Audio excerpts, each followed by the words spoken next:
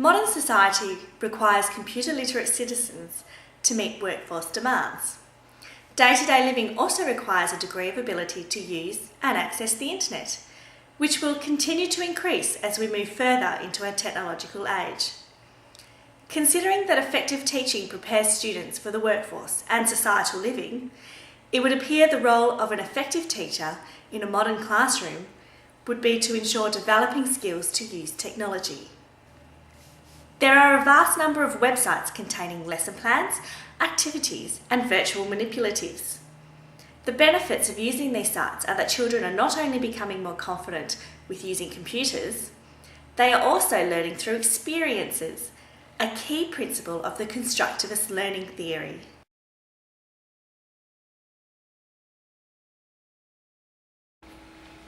Active learning through game playing is an activity which students consider fun and enjoyable, and is a strategy for constructivist learning. Computers and the internet allow for multitudes of game playing for varied learning outcomes, such as maths, reading, and spelling. If the students are enjoying their learning activities, they may be more likely to be motivated to actively learn, therefore increasing the chance of successful achievements. The models and manipulatives available on websites and computer software enable concepts to be represented in multiple contexts, also known as multi-embodiment.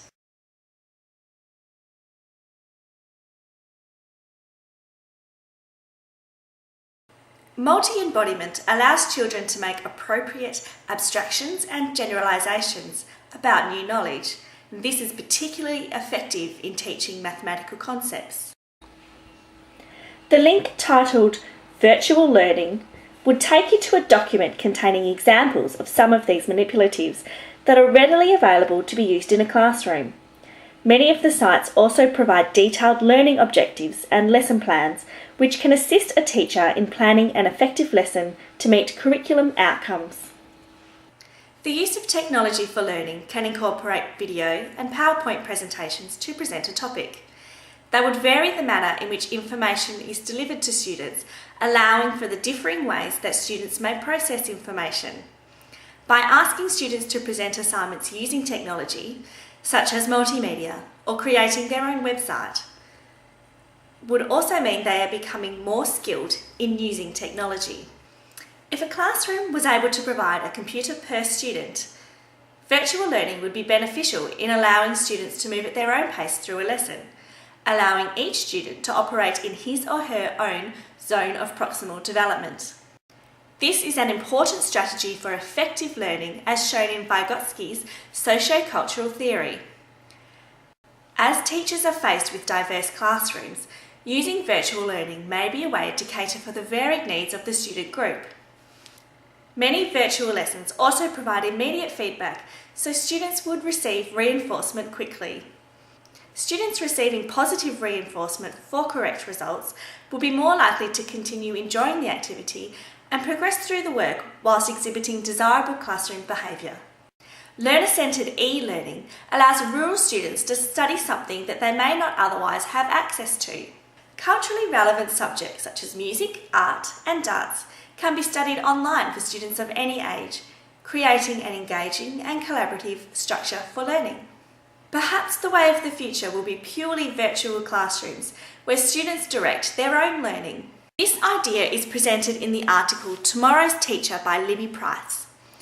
Price presents an interesting point of view of what a classroom might look like in the future and what the teacher's role in that classroom might be.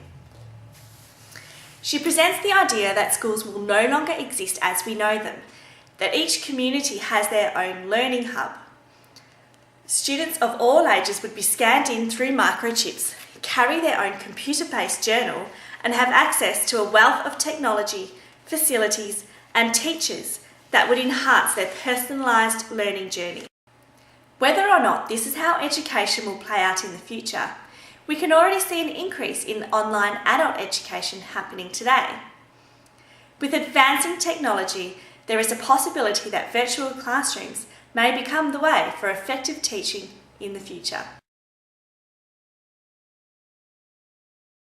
In traditional classrooms, teachers have a big role to play in educating students about respect and courtesy in their daily encounters with others.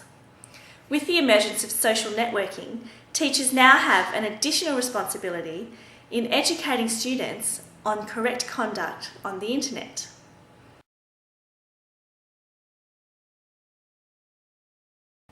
Students need to learn the implications of negative behaviour on the internet.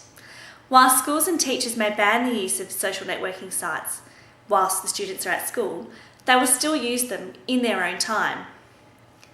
As they can be a source for bullying and antisocial behaviour, as well as safety issues, students will need to know how to deal with these issues if they arise.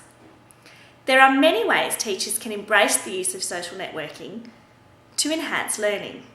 MySpace is known for its history of launching new artists on the music scene, and this could be explored by a music or music technology class.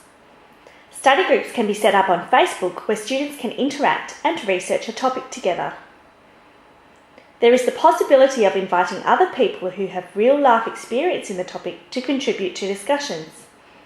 This may include people from another culture that the students may be studying in their history class, or new mothers for a study in an early childhood class. This ability to draw on cultural or subject-specific experts supports Vygotsky's socio-cultural theory of development. Students are learning through a social situation and can draw on a more knowledgeable other. Students could also be asked to create a MySpace or Facebook profile for an important historical figure that the class is studying, such as a political leader, an inventor, a character from a literary novel, or a musician. As MySpace and Facebook are things that are current with students, having them use these mediums for study might motivate more students to use greater efforts and keep them engaged in the topic. In Matt Levinson's article, Schools and Facebook, Moving Too Fast or Not Fast Enough, he states, students will want to spend their time outside of school collaborating and adding content to class Facebook pages. Levinson also discusses that student motivation skyrocketed and learning grew more authentic with real-time audiences. An example of a study group application of Facebook has been set up and can be viewed by clicking on the social networking link. Alan Haskvitz has written an article titled Make Twitter an Ally in the Classroom, which explores practical ways of applying the use of Twitter in teaching. Haskvitz's suggestions include sending updates to students with quick reviews on the day's learnings, summary of the next day's content, review questions, websites for further research, student question asking, updating the class on relevant current news events, and providing homework assistance.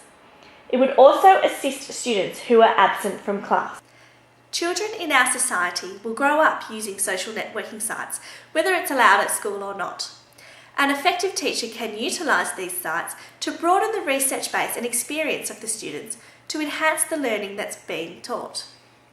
These are also a great way to integrate utilising modern technology into the curriculum and possibly alleviate some of the time concerns that teachers may face by having to teach something new.